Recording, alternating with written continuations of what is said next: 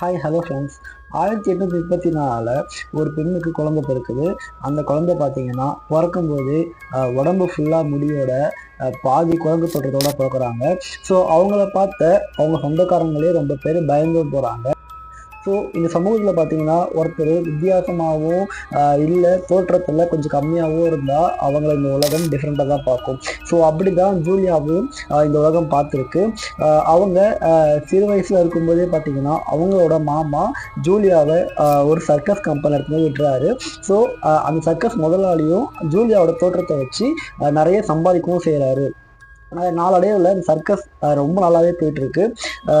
இப்படி ஒரு நாள் அந்த சர்க்கஸை பார்க்க வந்த ஒருத்தர், ஸோ அவர் பேர் என்னன்னா தியோடர் லெண்ட் அப்படின்ற ஒருத்தர் அங்கே சர்க்கஸ் பார்க்க வந்திருக்காரு. ஸோ அந்த இடத்துல ஜூலியாவை பார்த்த உடனே அவர் என்ன கணக்கு போட்டார்னா, இவங்களை வச்சு நல்லா சம்பாதிக்கலாம், ஸோ வெளிநாட்டுலாம் கூப்பிட்டு போயிட்டு நிறைய சம்பாதிக்கலாம் அப்படின்ட்டு ஆசைப்பட்டு ஜூலியாவை அவங்க விலை கொடுத்து வாங்கிட்டாரு. ஸோ அந்த விலை பார்த்தீங்கன்னா ரொம்ப கம்மியாகவே இருந்திருக்கு.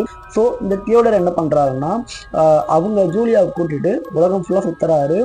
நிறைய நாடுகளுக்கு போய் நிறைய சம்பாதிக்கிறாரு இவங்களோட தோற்றத்தை வச்சு. இவருமே கொஞ்ச நாளில் பார்த்தீங்கன்னா ஜூலியாவை கல்யாணம் பண்ணிக்க ஆசைப்படுறாரு. பட் ஜூலியாவுக்கு கல்யாணத்தை பற்றி எந்த ஐடியாவுமே கிடையாது. பட் இவர் ரொம்ப கம்பல் பண்ணதால ஜூலியா கல்யாணத்துக்கு ஒத்துக்கிறாங்க. கல்யாணம் ஆகுது ரெண்டு பேருக்குமே. ரொம்ப நல்லா தான் போயிட்டு இருந்தது. இவருமே கோடி கோடியாக சம்பாதிக்கிறாரு ஜூலியாவை வச்சு.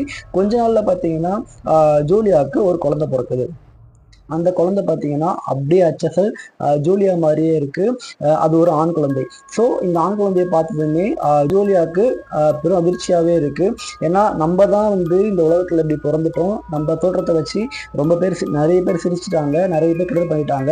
நம்மள குழந்தையாச்சும் நல்லா பிறக்குமே ஆசைப்பட்ட அவங்களுக்கு ஏமாற்றம் தான் முடிஞ்சிச்சு. இதில் சோகம் என்னன்னா, குழந்தை பிறந்த 2 நாளில் குழந்தை இறந்தும் போயிடுது.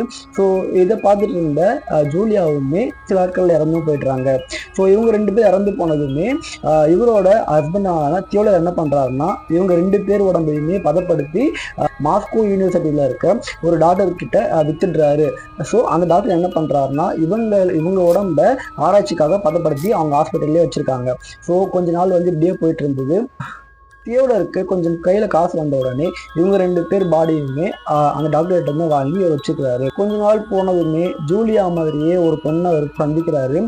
சந்திச்ச உடனே அந்த பொண்ணையும் திருமணம் செஞ்சுக்கிறாரு.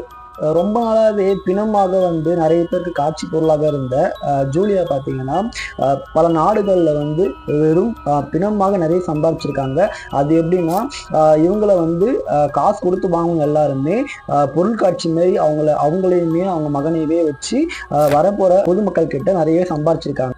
1922 அந்த நாட்டு கவர்மெண்ட் இப்படி பதப்படுத்தின உடம்பு எதையுமே வச்சு காட்சி பொருளாகக்கூடாது, இது எதையுமே ஒரு வேடிக்கை ஆகக்கூடாதுன்ட்டு சட்டம் கொண்டு வராங்க.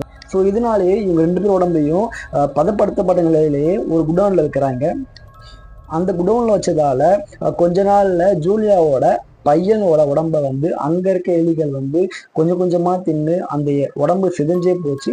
ஸோ ஜூலியாவோட உடம்பு மட்டும்தான் மிஞ்சிச்சு. இப்போ ரீசெண்டா 2013 ஜூலியாவோட சொந்த ஊரான மெக்சிகோலேயே அவங்க பதப்படுத்தப்பட்ட உடம்பை பார்த்தீங்கன்னா எடுத்துட்டு போயிட்டு அடக்கம் பண்ணியிருக்காங்க. இவங்களை வச்சியும் இவங்களோட பையனை வச்சியுமே நிறைய சம்பாதிச்ச இந்த தியோடர் பார்த்தீங்கன்னா ஒரு கட்டத்தில் அவருக்கு மனநலம் பாதிக்கப்பட்டு ஹாஸ்பிட்டலில் சேர்க்கப்படுறாரு. ஹாஸ்பிட்டலும் இறந்தும் போயிடுறாரு.